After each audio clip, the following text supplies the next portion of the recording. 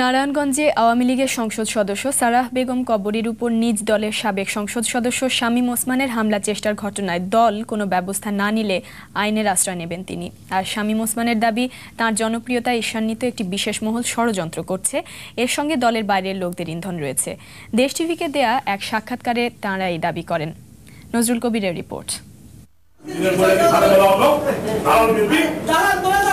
বাস ভাড়া বাড়ানোকে কেন্দ্র করে গত শনিবার নারায়ণগঞ্জ জেলা প্রশাসকের ডাকা এক বৈঠকে অংশ নিয়ে বিতণ্ডায় জড়িয়ে পড়েন আওয়ামী লীগের সংসদ সদস্য সারাহ বেগম কবরী ও একই দলের সাবেক সংসদ সদস্য শামীম ওসমান। এক পর্যায়ে তা হাতাহাতিতে গড়ায়।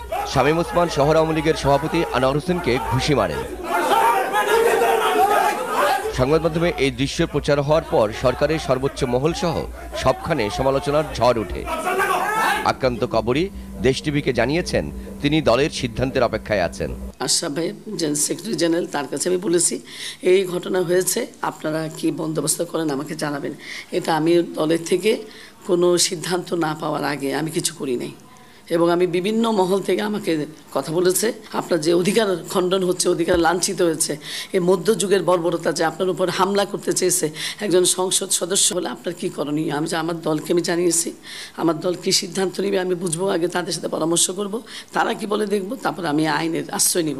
এদিকে শামীম ওসমান ঘটনাটিকে অনাকাঙ্ক্ষিত হিসেবে চিহ্নিত করে দাবি করেন, এটা তার বিরুদ্ধে ধারাবাহিক ষড়যন্ত্রেরই অংশ।